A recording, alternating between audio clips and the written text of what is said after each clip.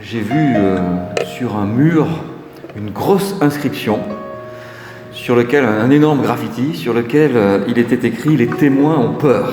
J'ai peur du coup en voyant cette phrase qui nous parle au plus profond de quelque chose qui nous touche souvent.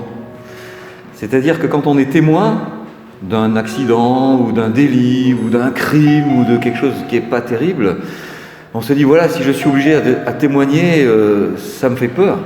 Ça fait peur parce que d'abord ça peut compliquer la vie, etc. Mais est-ce que je vais aussi avoir des représailles par exemple ? Enfin voilà, avoir peur quand on est obligé de témoigner, c'est quelque chose que l'on ressent comme étant une réalité possible. Et la peur, vous le savez, c'est quelque chose quand on l'a au fond de soi-même qui est très difficile à dépasser ou à gérer même. Alors j'ai eu très peur en voyant cette phrase, j'ai quand même continué courageusement mon chemin et je me suis dit mais cette phrase elle résonne aussi avec ce mot témoin par rapport à ce qui nous habite en tant que chrétiens et nous qui sommes membres d'une église qui essaye d'être une église de témoins. Voilà cette phrase qui me dit les témoins ont peur, mais qui résonne par rapport au fait d'être témoins de Jésus-Christ, ce qui est quand même pas quelque chose qui nous fait peur de suivre le Christ. C'est plutôt quelque chose qui est heureux, qui est joyeux, qui nous libère. Et en même temps, c'est pas toujours facile de témoigner. Et on a quand même toujours un peu cette petite peur qui nous prend aux entrailles. Jérémie, c'est un des prophètes les plus connus de la Bible. Il est connu en particulier parce que le livre de Jérémie, le livre qui porte son nom, c'est le deuxième plus grand livre prophétique en nombre de chapitres dans la Bible. Le plus important, c'est Ésaïe. Et ensuite, il y a Jérémie, 52 chapitres. Donc c'est un livre sur lequel on peut tomber assez facilement quand on feuillette la Bible. Plus facilement que Abdias ou Habakkuk, qui tiennent 2 pages. Alors si on va trop vite, voilà. Et puis Jérémie, surtout, est très important pour nous, parce qu'il est souvent cité dans le Nouveau Testament. 74 fois, il est fait référence à Jérémie dans le Nouveau Testament. Donc c'est un prophète important. C'est un prophète qui vivait dans une époque très difficile. C'est à la fin du 7e siècle avant notre ère. C'est un moment, c'est la charnière entre la fin du 7e et le début du 6e siècle. C'est un moment très difficile pour les habitants du royaume de Juda. Juda, c'est le petit royaume dont Jérusalem est la capitale et qui est un tout petit royaume et qui est aux prises avec les grands empires de son temps. Toutes les grandes forces géopolitiques qui bougent dans le Moyen-Orient, dans le Proche-Orient, sont un danger pour ce petit royaume de Juda. Et en particulier, l'immense empire de l'époque qui est l'empire de Babylone.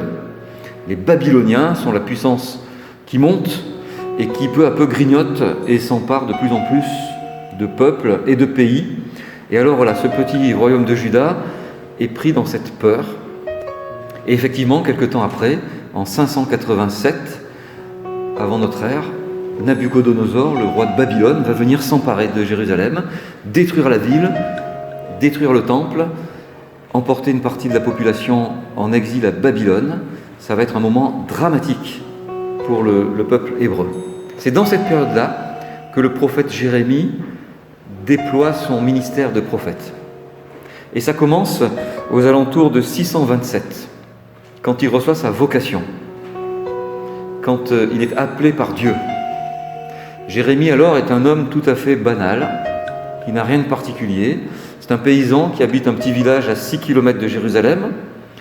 Il est le fils d'un petit prêtre, d'un petit sanctuaire local, face à un homme du peuple tout à fait banal, on pourrait dire.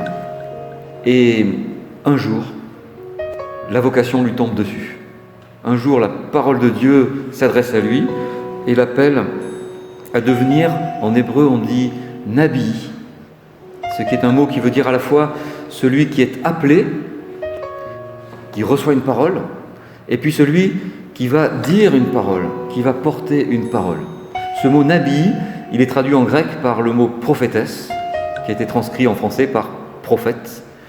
Le prophète, c'est celui qui reçoit une parole de Dieu et qui est ensuite chargé de la partager.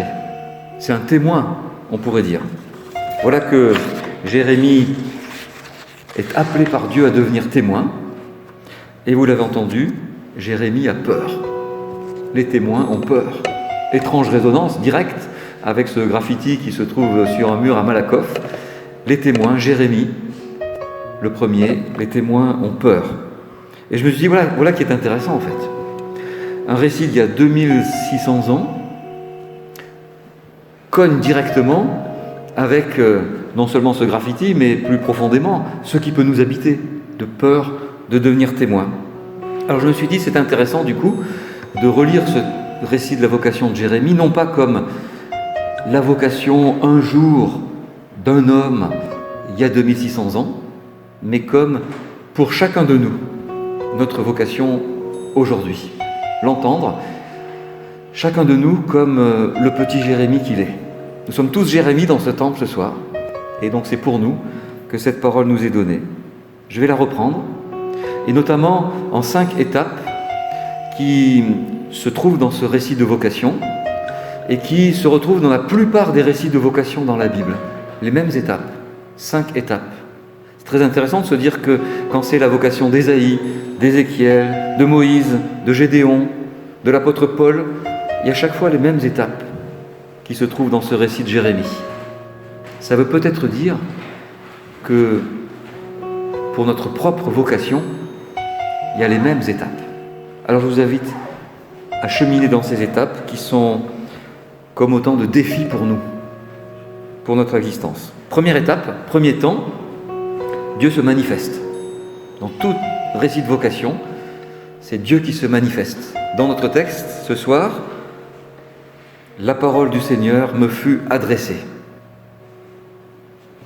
Alors nous avons parfois, dès le début de ce texte, une petite résistance pour se dire « Mais voilà, moi je n'ai jamais entendu la parole de Dieu, la voix de Dieu.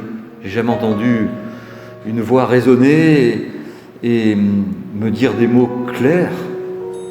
Je n'entends pas des voix. » Et la plupart d'entre nous, c'est ça. Mais ce n'est pas pour autant que Dieu ne nous parle pas. Dieu ne parle pas forcément et uniquement, et heureusement, par une voix qui nous tombe dessus. Il nous parle par plein de manières différentes. Pour certains d'entre nous, ça peut être simplement un verset qui un jour a résonné. Ça peut être une parole qu'on a entendue. Ça peut être un événement qu'on a traversé et on se dit là, il y a quelque chose de Dieu. Ça peut être par exemple ce verset que l'on nous dit quasiment à tous les débuts de culte et que Lionel a redit tout à l'heure, que la grâce et la paix soient avec toi. Ça peut être une parole de Dieu pour nous. La parole de Dieu, elle ne s'entend pas forcément. D'ailleurs, il n'est pas sûr que Jérémie lui-même l'ait entendue. Jérémie raconte longtemps après ce qui lui est arrivé. Il ne décrit pas un événement, il partage une expérience de foi. C'est un témoignage qu'il donne en quelque sorte. Quand il dit « La parole de Dieu m'a été adressée », il ne nous dit pas « J'ai entendu des voix ». Il nous dit « J'ai reçu l'appel de Dieu ». Alors je voudrais juste parler de moi quelques minutes, en toute immodestie, juste après Jérémie. Donc désolé. Mais si je dis que ça nous concerne chacun, ça me concerne aussi moi en fait. Si je suis devenu pasteur, c'est pas parce que j'ai entendu des voix. J'ai jamais entendu le timbre de voix de Dieu ou des mots explicites qui me sont tombés dessus. Si j'ai eu envie de devenir pasteur, c'est que dans mon enfance, mon adolescence, j'ai été marqué à plein de reprises par un récit entendu à l'école biblique, par une séance de catéchisme, par un moment vécu en groupe de jeunes. Et j'ai senti que c'était quelque chose qui me parlait. Et à un tel point que j'ai eu envie d'en faire quelque chose dans mon existence et que je me suis dit, tiens, devenir pasteur, c'est continuer à vivre de ça et le partager. Jamais je n'ai entendu donc la voix de Dieu, mais je peux dire très tranquillement et avec plein de sérénité et de certitude quasiment, que c'est Dieu qui m'a parlé, que c'est la parole de Dieu qui m'a appelé à devenir pasteur. Oui, c'est pas forcément une parole audible, c'est une parole parfois plus subtile, plus presque indicible. Et c'est là le premier défi qui est devant nous, c'est d'entendre quand Dieu nous parle, c'est-à-dire de laisser un espace quand nos vies sont pleines d'agitation, de soucis, de choses à faire, de s'arrêter pour pouvoir entendre Dieu qui nous parle. Prendre le temps de la disponibilité, on pourrait dire. C'est pour ça que le culte nous est proposé chaque semaine, pour qu'on ait un temps où on s'arrête et on écoute. C'est pour ça que chaque jour, nous sommes invités, chacun pour lui-même, à trouver un petit espace de temps pour lire un verset biblique, pour prier, pour s'arrêter, pour être disponible à Dieu. Oui, Dieu nous parle, mais pour pouvoir entendre sa parole, il faut souvent se mettre en disponibilité. Premier défi. Deuxième temps, Dieu parle, et ce qu'il dit, c'est un appel à une mission particulière. Dieu, dans sa parole, envoie le prophète. Là, dans le cas de Jérémie, il lui demande de devenir son porte-parole dans le monde, auprès de tous ceux qu'il rencontrera. Et dans le temps de crise qu'il est en train de traverser, Dieu précise même, ça sera déraciner et démolir, casser, détruire, reconstruire et replanter. C'est une mission forte que Dieu donne à Jérémie. C'est une mission à la fois de protestation et d'annonce. C'est à la fois de la colère et du pardon. C'est à la fois critiquer et espérer. C'est à la fois résister et construire. Tel est l'engagement auquel chaque chrétien est appelé dans le monde. Dans ce monde où il y a tant et tant de choses qui enferment les êtres humains, qui les privent de liberté, qui les aliènent, qui les écrasent, qui les étouffent, que nous avons besoin de détruire l'injustice, de casser toute la haine qui peut s'emparer de beaucoup de personnes ou de systèmes, que nous avons besoin de lutter contre cela. Et puis aussi de planter, de reconstruire, c'est-à-dire pas simplement de dénoncer, mais aussi de dire et de montrer qu'il est possible de vivre ensemble. C'est un appel pour chacun de nous à ne pas rester chacun dans son coin, replié loin du monde, mais au contraire, en ayant entendu la parole de Dieu qui s'adresse à nous, à la vivre dans le monde, à être résolument engagé dans le monde. C'est au cœur du protestantisme cela. Dès le début de la Réforme, les réformateurs ont dit « La parole de Dieu qui s'adresse à nous, notre vocation de chrétien, ce n'est pas de sortir du monde, c'est au contraire d'être dans le monde et de s'engager résolument là où nous sommes. » Deuxième défi, entendre que Dieu nous appelle à s'engager dans ce monde. Et puis il y a un troisième temps. C'est peut-être le temps dans lequel vous êtes en ce moment même, à ce stade de la prédication. C'est le moment où on s'est dit, bon d'accord, mais pourquoi moi? Il y en a d'autres, plus compétents, plus disponibles, plus ouverts à être dérangés peut-être. Pourquoi moi? Et alors là, on a plein d'objections qui montent pour essayer d'éviter en fait la mission que Dieu nous donne. Jérémie, comme tous les prophètes, comme tous ceux qui sont appelés dans la Bible, a une objection. Lui, la sienne, c'est « je suis trop jeune ». Alors, ce n'est pas une question qu'il serait un enfant, c'est une question sociale. C'est que dans son temps, il fallait attendre l'âge de 30 ans pour avoir le droit de parler en public. Donc Jérémie n'est pas forcément un enfant, peut-être qu'il a simplement 28 ans, ce qui est un âge mûr déjà à son époque, mais qui socialement n'est pas encore l'âge où on est autorisé à parler. C'est-à-dire qu'il n'a pas les compétences que la société attend de quelqu'un qui doit parler. Il n'a même pas le droit. Alors pour lui, il dit, voilà, Dieu se trompe. Si Dieu veut que je sois son porte-parole, autant qu'il appelle quelqu'un dont le monde ou la société attendra que cette personne parle. Pourquoi moi? C'est une vraie objection, hein, que dit Jérémie. C'est des vraies objections souvent qu'on a quand on se sent appelé à s'engager pour ne pas y aller. C'est parfois vrai qu'on n'est pas compétent. C'est même souvent vrai. Alors là, c'est le troisième défi qui est devant nous. Quand nous entendons qu'une parole de Dieu s'adresse à nous pour nous appeler à nous engager dans le monde, pouvoir très sereinement dire « je ne suis pas compétent en fait ». Mais pas le dire comme un obstacle pour dire « je ne veux plus entendre parler de rien », mais comme une disponibilité.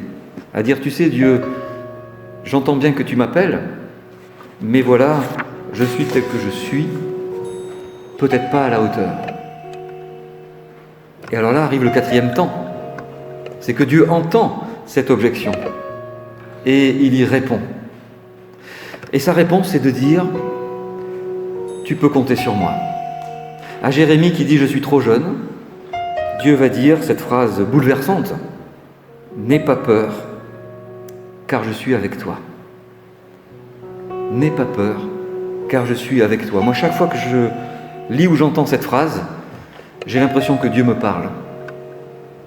Et j'entends « N'aie pas peur, Christian, je suis avec toi. » Parce que c'est une phrase où Dieu se donne auprès de Jérémie. Il lui dit en quelque sorte « Tu as peur, je l'entends.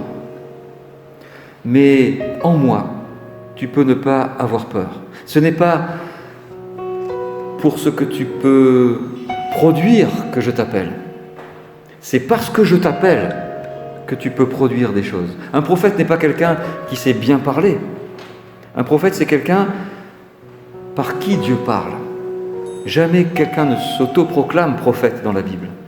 C'est toujours l'appel de Dieu.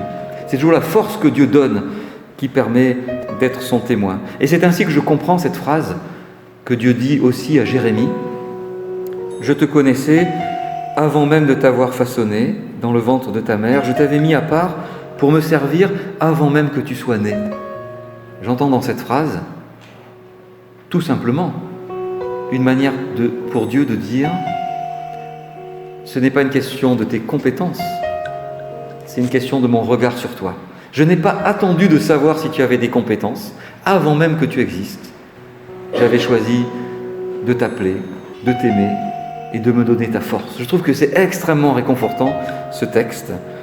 Je suis avec toi, ça suffit pour pouvoir s'engager dans le monde. 4e défi, c'est se laisser porter par cette confiance que Dieu nous donne et met en nous. Et puis 5e temps, comme dans tout récit de vocation, Dieu donne un signe. À Jérémie, il tend la main vers lui, il lui touche la bouche. Il entre en contact avec lui, on pourrait dire. Il entre en relation, il l'autorise à parler, il lui transmet sa parole. On a un petit peu discuté de ce texte dans le groupe 19-30 ans qui s'est réuni juste avant, et on se disait, voilà, il y a une image du Saint-Esprit sans doute là-dedans, cette transmission par Dieu de sa parole en Jérémie, pour que Jérémie puisse la porter. C'est le signe que Dieu lui donne. Alors nous, on aimerait bien avoir des signes. Et puis les signes de Dieu, c'est comme la parole de Dieu, c'est pas toujours évident, c'est pas toujours direct. Parfois même on peut passer à côté. Et je me demande si souvent on passe pas à côté parce qu'on pense qu'un signe, c'est une preuve. Mais un signe, c'est jamais une preuve. D'ailleurs, quand Jésus fait des signes dans le Nouveau Testament, il y a des gens qui croient en lui, mais d'autres qui n'y croient pas. Un signe n'est pas une preuve. Un signe, c'est une manifestation de la présence. Comme toute présence, toute amitié, on peut passer à côté. 5e défi, recevoir le signe de sa présence que Dieu nous donne. Et ce signe, il est en particulier dans un moment que nous vivons à chaque culte et que nous allons vivre tout à l'heure, quand nous partageons le pain et le vin de la scène. Ça nous signifie la présence de Dieu parmi nous. Ça nous donne cette force que Dieu nous donne pour que nous soyons ses témoins. Défi de le recevoir et d'en vivre. Alors voilà, Dieu dit à Jérémie, tu seras mon porte-parole. Jérémie entend que c'est Dieu qui lui parle. Jérémie entend la mission qui lui est donnée. Jérémie objecte à la mission. Jérémie entend que Dieu lui dit, mais n'aie pas peur, je suis avec toi. Et Jérémie reçoit ce signe de l'Esprit de Dieu qui lui est donné. À notre tour, de recevoir tout cela pour être, comme dit Jésus, ses témoins. Vous serez mes témoins, dit-il. D'ailleurs, il y a 36 000 manières d'être témoin, bien sûr. Certains d'entre nous sont assez à l'aise pour pouvoir parler de leur foi à un voisin, à une connaissance. D'autres sont facilement disponibles pour répondre à un appel de l'Église et à s'engager dans un conseil presbytéral, dans une équipe de catéchètes, pour visiter d'autres. Certains sont disponibles pour s'engager dans l'entraide et les nombreuses actions de solidarité qu'a notre Église. D'autres s'engagent dans leur vie professionnelle, dans la vie associative, dans la vie politique, dans d'autres endroits de l'existence humaine. Peu importe la manière ou les manières, tous nous sommes appelés à cet engagement.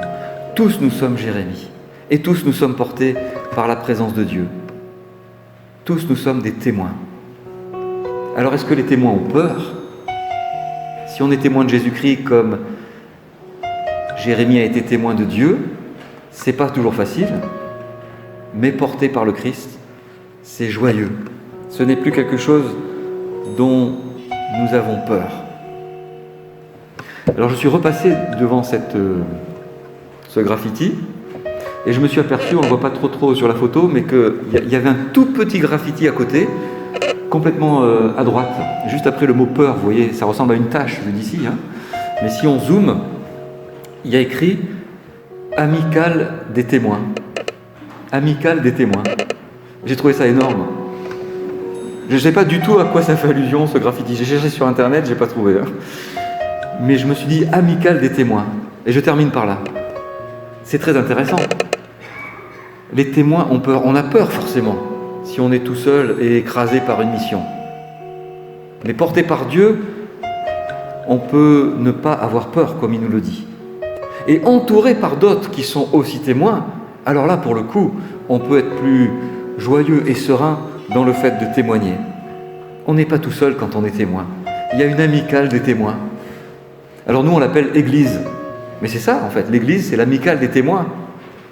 Alors mes amis de l'amicale des témoins, nous tous qui sommes membres de cette amicale, nous tous, Jérémie, sommes appelés par ce récit à entendre que c'est Dieu qui nous parle, que c'est Dieu qui nous envoie, que c'est Dieu qui nous demande, tel que nous sommes, à recevoir sa force, à recevoir sa présence et à être ses témoins dans le monde.